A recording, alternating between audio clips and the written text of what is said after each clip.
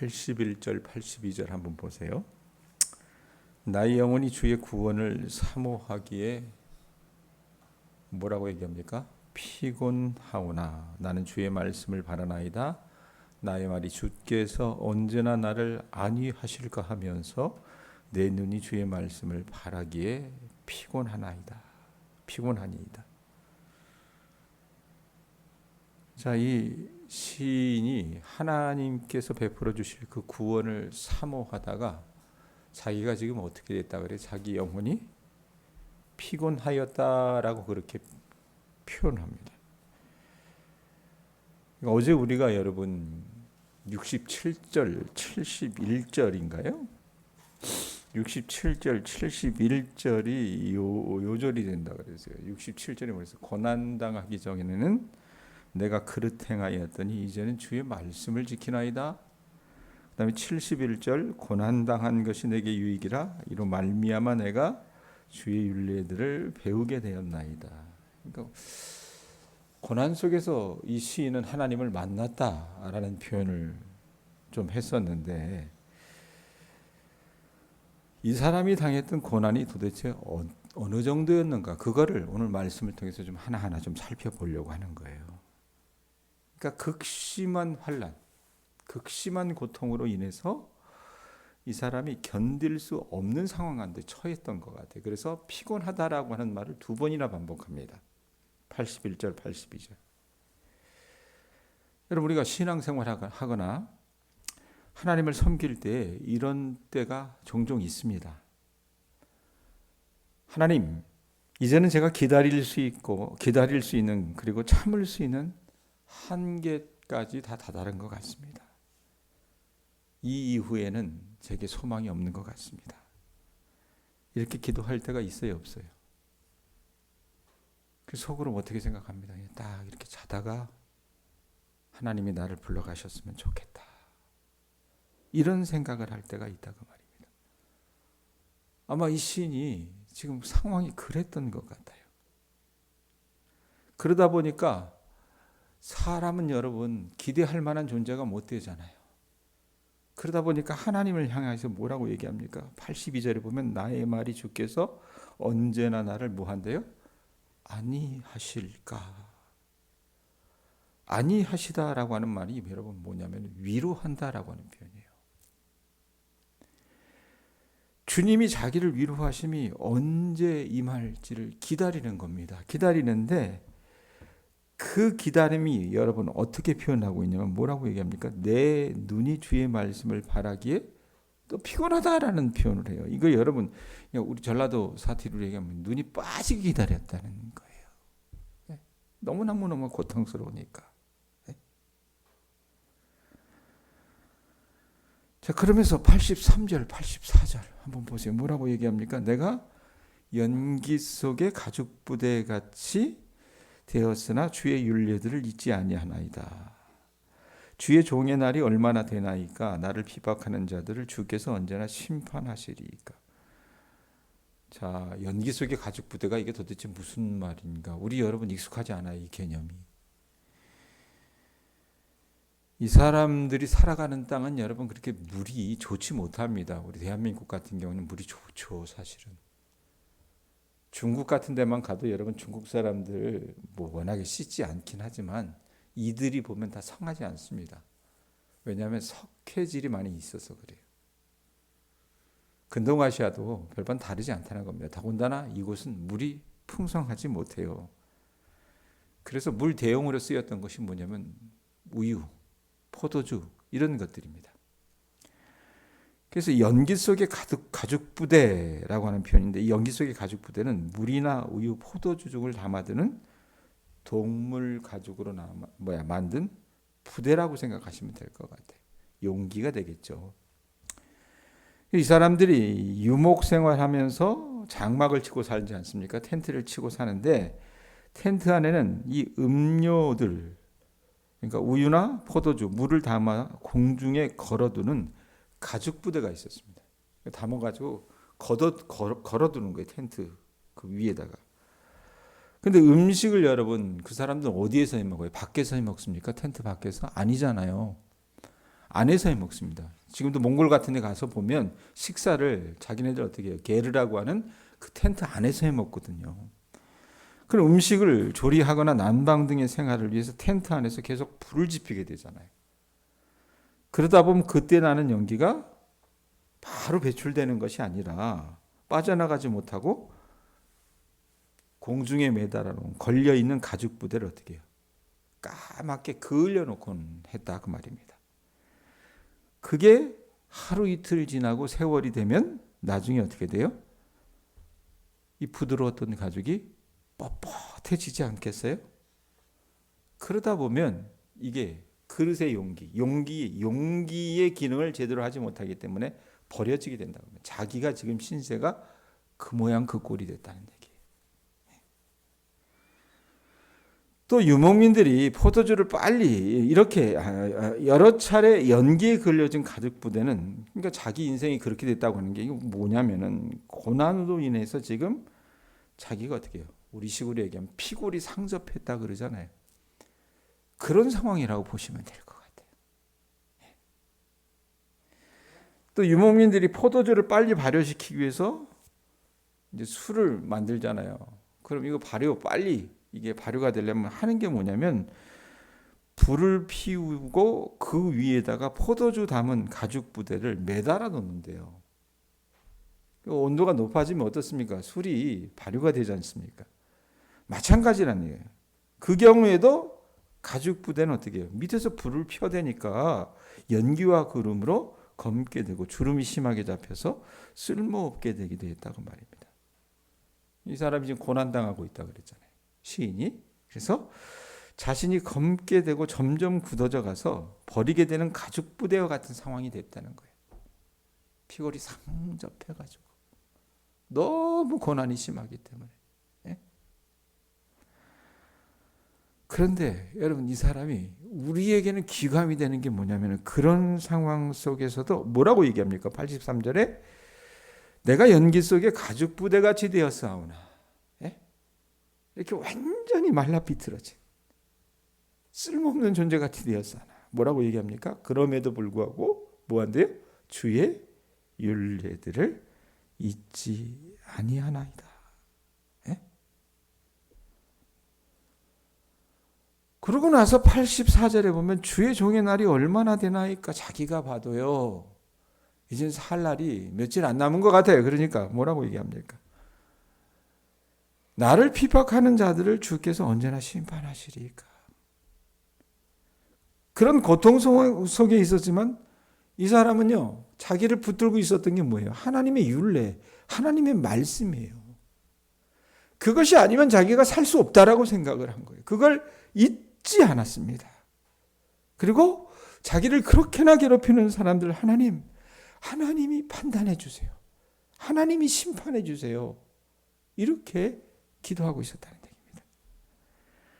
자, 이 사람들이 여러분 어떻게 했나 보세요. 이 시인을 얼마나 괴롭혔는지 85절 86절인가요? 보세요. 주의 법을 따르지 아니하는 교만한 자들이 나를 해하려고 뭘 팠대요? 웅덩이를 팠나이다. 주의 모든 계명들은 신실하니이다. 그들이 이유 없이 나를 핍박하오니 나를 도우소서. 자, 하나님의 법을 따르지 아니하는 교만한 자들 이 표현이 있어요. 이 사람들이 여러분 누구를 지금 해하려고 웅덩이를 파놨습니까? 이 119편을 지었던 시인을 해하려고 한 거예요. 교만한 자들의 특징이 뭐예요? 자기가 하나님이잖아요. 그리고 현재의 자기보다 자기가 생각하는 자기가 더 크다라고 생각을 합니다.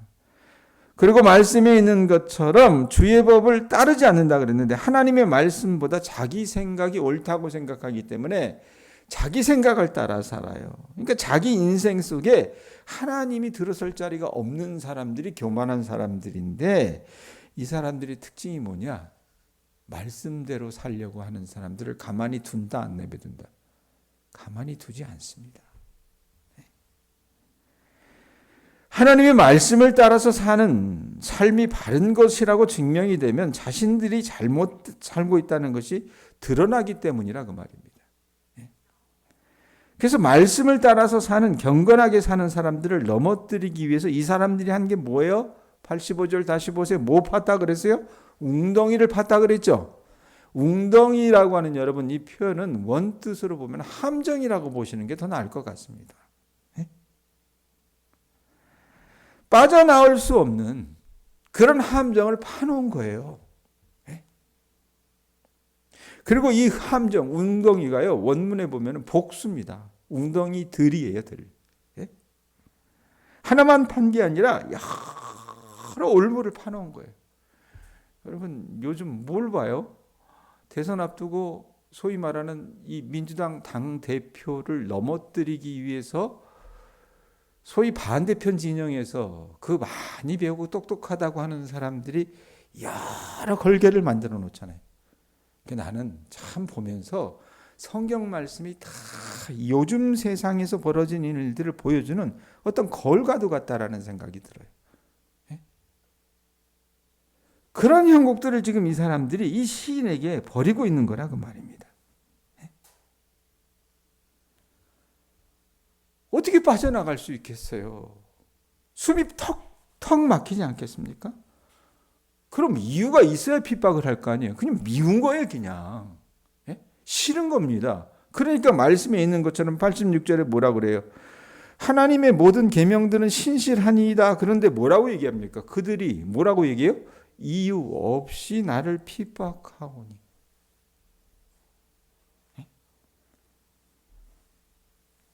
인간이 이래요. 이렇다고 말입니다. 뭐 이유가 있어서 여러분 사람을 괴롭히는 게 아니에요. 그냥 쉬는 거예요. 그냥. 87절 88절 보세요. 그들이 나를 세상에서 거의 멸하였사오나 나는 주의 법도들을 버리지 아니하였사오니 주의 인자하심을 따라 나를 살아나게 하소서. 그리하시면 주의 입의 교훈들을 내가 지키리이다. 자, 이 못돼 처먹은 사람들이 시인을 어떻게 해요? 세상에서 거의 멸했다. 이 개역 개정성경은 이게 마음에 잘 안 와닿아요. 표현이. 사람을 집단 따돌림, 그러니까 왕따를 시켜가지고 거의 죽게 만들어 놓은 겁니다. 만약에 여러분 우리가 이런 상황이라면 하나님의 말씀을 붙들기가 쉬울까 쉽지 않을까? 쉽지 않아요. 고난이 너무 크기 때문에. 모든 것에 눌리고 모든 것에 귀찮을 거예요. 다윗 왕이 사울에게 따돌림을 당해서 쫓겨다닐 때 사울의 아들이자 다윗의 친구였던 요나단에게 이런 말을 해요. 어떤 말을 하냐면 나와 죽음 사이는 한 걸음뿐이다라는 표현합니다. 아마 그런 상황이 아니었을까 싶어요. 그런데 그런 상황에서 다윗은 어떻게 해요? 하나님을 붙잡았잖아요. 지금 시인도 여러분 사람들이 이 교만한 사람들이 자신을 어떻게 했다고 얘기합니다. 했다고 얘기합니까? 87절 보세요. 나를 세상에서 거의 뭐 했대요? 멸하였으나 거의 죽였다는 얘기예요. 자기를 완전히 파멸시켰으나 그럼에도 불구하고 뭐라고 얘기합니까? 나는 주의 법도들을 뭐 했대요?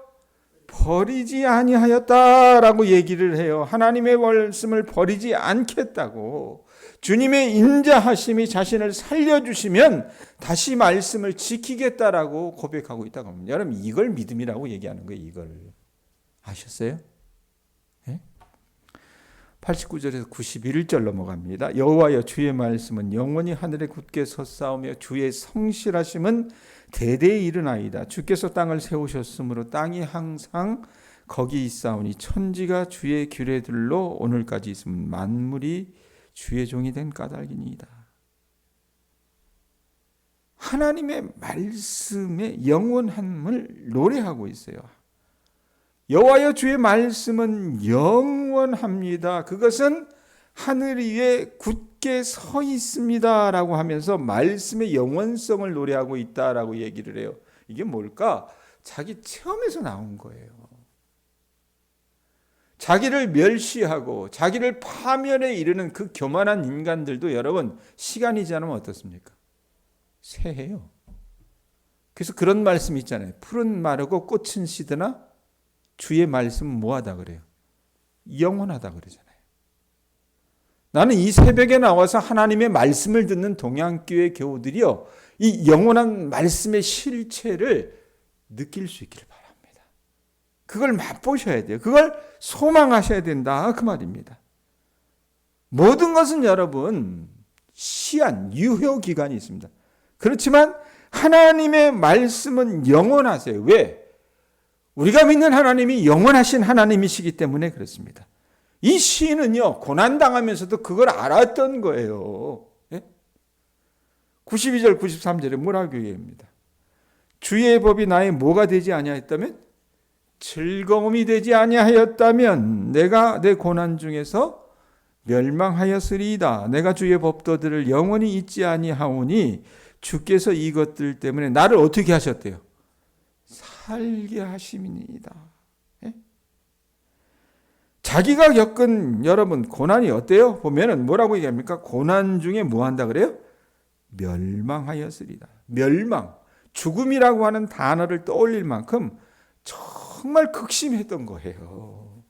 그런데 그때 이 시를 버티게 하고 견디게 해줄 수 있었던 건 뭡니까? 천만금이 아니라, 돈이 아니라, 헛된 사람이 아니라 주님의 법이 즐거움이 되었기 때문에 그 말씀의 맛을 알고 그 말씀이 자신에게 있어서 유일한 생명이라는 것을 깨달았기 때문이라고 얘기해요. 그래서 그것이 나의 즐거움이라고 표현을 해요. 이 즐거움을 본문에 보면 그냥 즐거움이라고 얘기하지만 원문은 즐거움들입니다. 복수예요. 죽음의 골짜기를 걸어가는 것과 같은 시간을 보낼 때에 하나님의 말씀이 다양하게 어떻게 해요? 예를 들면 이 새벽에 나와서 내가 정말 누구에겐 얘기하지 못하지만 내가 처한 상황이, 나의 자녀들의 상황이 정말 어떻게 해요? 딱 예전에 제가 어떤 경험을 했었냐면 벼랑 끝에 내가 이렇게 있어요. 벼랑 끝에. 그래서 누가 와가지고요, 손가락으로 이렇게 탁 밀으면 딱 죽을 그 상황이에요. 예? 여러분도 이런 경험 혹시 해보시지 않았어요? 그럴 때가 있어요, 없어요? 있다가 말입니다. 그럴 때에 하나님의 법, 하나님의 말씀이요, 나를 살린 거예요. 하나님의 말씀이 우리 교우들을 살린 거라 그 말입니다. 예? 하나님의 말씀이 그에게 생명을 가져다 주었고 즐거움이 되었기 때문에 여러분, 이 사람이 어떻게 해요? 말씀을 들으면서, 새벽에 말씀을 들으면서 다시 소망을 얻고 다시 그 하루를 살 수 있는 그런 여러분 힘을 얻었다라고 고백하고 있는 거라 그 말입니다. 자, 여러분 보세요. 우리가 119편이 성경에서 가장 긴 절수를 갖고 있는 성경이라고 했어요. 그러면 생각을 해보세요. 지금 제가 한 나흘째 이 시편 119편 가지고 설교하나요? 그럼 어때요?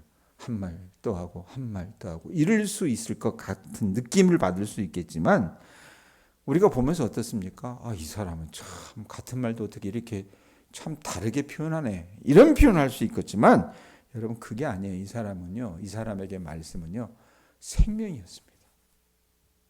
이 사람에게 말씀은요, 정말 젖줄과도 같은 거였어요. 이 사람에게 말씀은요, 절망의 순간에서 소망의 빛과 같은 것이었습니다. 그래서 이렇게 여러분 176절에 걸쳐서 자기에게 하나님의 말씀이 얼마나 귀한 것인지 고백할 수 있었다는 얘기입니다. 그러고 나서 94절, 95절 보세요. 뭐라고 얘기합니까? 나는 주의 것이오니 나를 구원하소서. 내가 주의 법도들만을 찾았나이다. 악인들이 나를 멸하라고 엿보으나 나는 주의 증거들만을 생각하겠나이다. 이 시인의 상황이요, 나아진 게 아니에요, 백권사님. 하나님의 말씀을 붙잡았다고 해서요, 갑자기 쨍 하고 하늘에 볕이 든 게 아니라 그 말입니다. 예? 그런데 그런 좋지 못한 상황, 어떻게 보면 파멸이 눈앞에 있는, 어떻게 보면 벼랑 끝에 딱 있어가지고 누가 밀어버리면 끝나는 그 상황 속에서도 뭐라고 얘기합니까? 나는 주의 것이오니 나를 구원하소서. 그러면서 뭐라고 얘기해요? 내가 주의 법도들만을 찾았나이다. 이건 뭐예요? 자기가 과거에도 그러했던 것처럼 하나님의 말씀에 집중하겠다라고 고백을 하는 거예요. 하나님의 말씀을 여러분 우리가 바르게 배우고 익히면 바르지 않은 것을 분별해낼 수가 있어요. 그리고 그 말씀이 여러분 제가 어제도 얘기했지만 우리가 말씀을 지키면 말씀이 어떻게 해요? 우리를 지켜준다 그랬죠. 지금 그런 일들이 일어나고 있는 거라 그 말입니다. 설령 이 교만한 악인들이 95절에 얘기하는 것처럼 나를 어떻게 해요? 항상 이것들 악인들이 하는 건 뭡니까? 항상 의로운 사람들을 멸하려고 어떻게 하면 그 틈을 볼까? 엿보지만 그거 자기가 다 알아요. 알기 때문에 그 상황 속에서 반응하고 반발하고 같이 싸우는 것이 아니라 뭐라고 얘기합니까? 나는 주의 증거들만을 생각하겠나이다라고 자기 결단을 표현해요. 자, 마지막 96절에 뭐라고 얘기합니까? 내가 보니 뭐라고 얘기해요? 모든 완전한 것이 다 끝이 있어도 주의 계명들은 뭐하대요? 심히 넓으니이다. 자, 모든 완전한 것은 다 끝이 있어도 그래놓고 주의 계명은 어떻대요? 이 표현을 왜 이 모양으로 했는지 모르겠어요.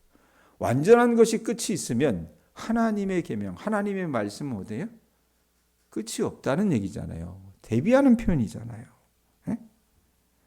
세상의 것은 여러분 영원한 것 같이 보이지만 영원하지 않습니다. 그 끝이 있어요. 한계가 있지만 하나님의 말씀은 끝이 없다라고 말씀하는 거예요.